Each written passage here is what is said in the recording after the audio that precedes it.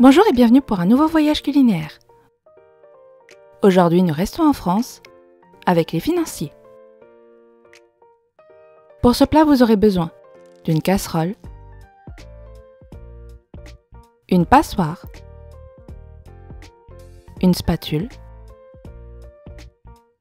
un faitout, un moule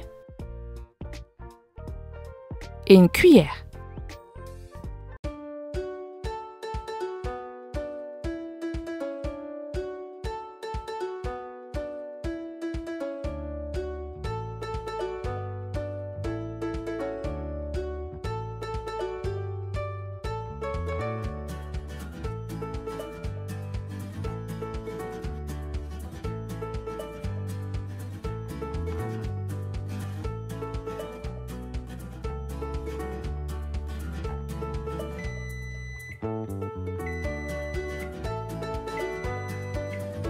Pour ce plat, vous aurez besoin de 110 g de beurre, 50 g de farine, 70 g de poudre d'amande, 130 g de sucre glace et 4 blancs d'œufs. Il n'y a rien de très compliqué dans ce gâteau, toutefois il faudra tout de même faire attention à la première étape où on va faire fondre le beurre. Ici, on va faire roussir un peu le beurre, ce qui veut dire qu'on va faire un beurre noisette. Il faudra donc rester à côté pour bien vérifier la cuisson. On commence toutefois très facilement en faisant fondre le beurre à feu vif. On va laisser à feu vif tout le long. Lorsque le beurre va commencer à bouillir, normalement vous devriez commencer à l'entendre chanter. Tant que le beurre chante, il n'y aura aucun souci. Restez tout de même à côté pour vérifier la couleur de votre beurre, mais tant qu'il chante, c'est que l'eau est en train de s'évaporer. Tant qu'il y a de l'eau, votre beurre ne va pas griller. Le but est donc ici de faire griller légèrement le beurre. Il va donner un léger goût de trop cuit, ce qui va donner l'impression d'avoir un goût de noisette dans votre beurre. C'est ce qu'on recherche ici. Au bout de quelques minutes seulement, normalement, votre beurre ne devrait plus chanter. À ce moment-là, on fait très attention à la cuisson, on reste toujours à feu vif, et dès qu'on obtient une couleur noisette, comme son nom l'indique, on arrête la cuisson du beurre.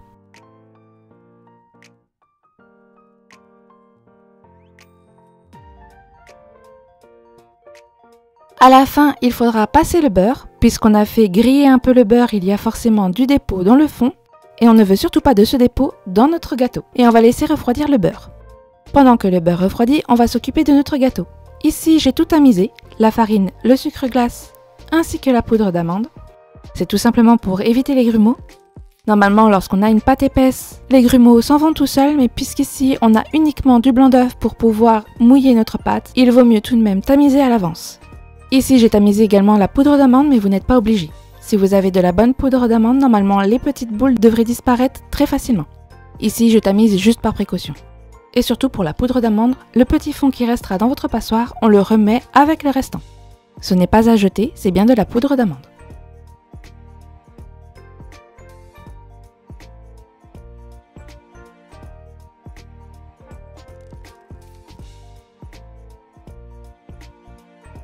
On mélange donc bien notre farine, notre sucre glace et la poudre d'amande, ce qui va faire la base de notre gâteau.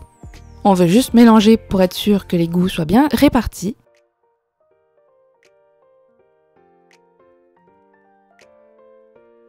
Et à la fin, on va ajouter les blancs d'œufs. Les blancs d'œufs, ici, je vous montre encore une fois comment bien les récupérer sans casser le jaune. On casse tout simplement l'œuf sur le côté et on met l'œuf à l'intérieur de notre main. Le blanc va passer au travers de vos doigts. Et le jaune va rester à l'intérieur de votre main sans se casser. On récupère donc les 4 blancs d'œufs. Et on mélange bien. Ne rajoutez pas le beurre tout de suite, il faut bien incorporer dans l'œuf. Normalement, votre pâte devrait déjà être bien mouillée. Si vraiment il manque du liquide, n'hésitez pas à rajouter un autre blanc d'œuf.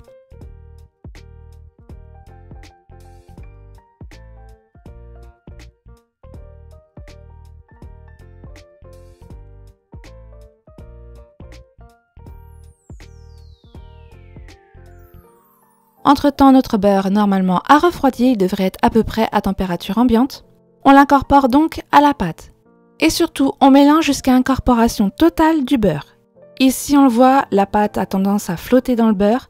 Cela veut dire que le beurre n'est pas du tout incorporé.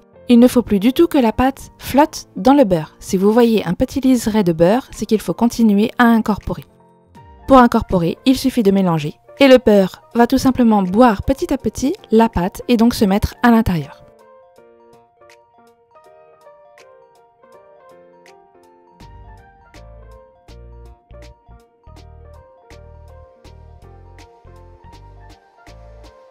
Lorsque notre pâte est prête, on n'hésite pas à beurrer notre moule. Malgré le fait que notre pâte soit bien beurrée, il faut vraiment beurrer votre moule, sinon votre financier va coller au moule. Ici, petite astuce pour éviter d'avoir du beurre un peu partout, on utilise tout simplement l'emballage du beurre. Si vous avez du beurre déjà bien mou, vous pouvez bien sûr utiliser un pinceau pour bien le répartir. Ici, j'ai utilisé un moule à muffins, mais vous pouvez utiliser un moule à financier si vous en avez un, ou un moule à madeleine. Ne vous embêtez pas tout de même à acheter un moule à financier si vous en faites assez rarement. Utilisez tout simplement un autre moule. On met donc ensuite la pâte dans les moules. Ici, attention, j'en ai mis une assez grosse épaisseur, ce qui fait que les financiers vont plutôt monter à la cuisson. Normalement, les financiers ne montent pas. Si vous utilisez un moule à madeleine, vous n'aurez pas ce problème. On va ensuite préchauffer notre four à 180 degrés. Et on va enfourner nos financiers pour 20 minutes de cuisson. Au bout de 20 minutes de cuisson, on voit donc que mes financiers ici ont monté puisqu'ils étaient épais. Si les vôtres sont assez plats, vous aurez des beaux financiers bien droits. Il n'y a plus qu'à les démouler en passant un couteau le long de votre financier. Et voilà, vos financiers sont prêts. Bon voyage en France!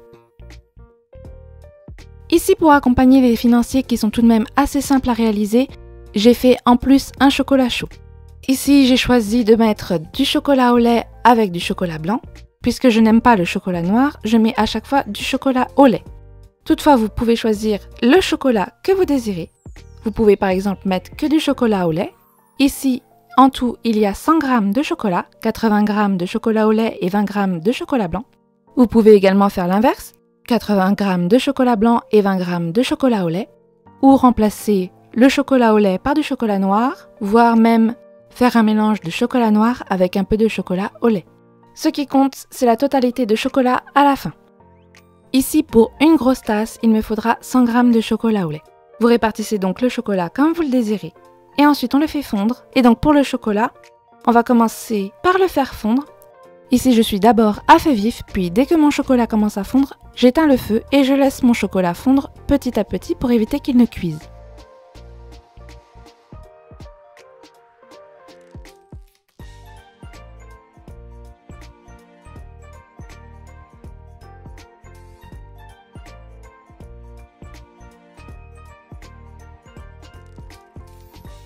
Dès qu'il est fondu en totalité, je vais ajouter du lait. Je rajoute d'abord un peu de lait pour pouvoir détendre mon chocolat.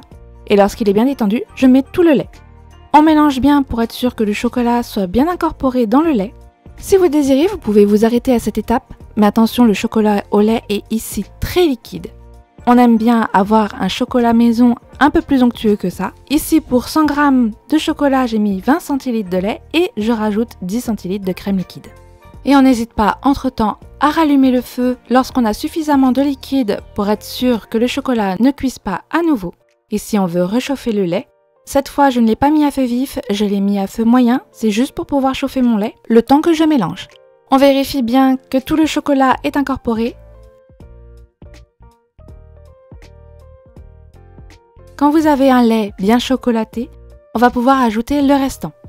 Ici, pour avoir un chocolat au lait encore plus onctueux, j'ai mis un peu de crème liquide. Pour 20 centilitres de lait, je mets 10 centilitres de crème liquide.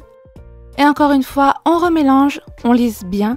Puisque la crème est un peu épaisse, elle va lisser encore un peu plus votre chocolat chaud. Et on laisse ainsi sur le feu jusqu'à ce que le chocolat soit bien chaud.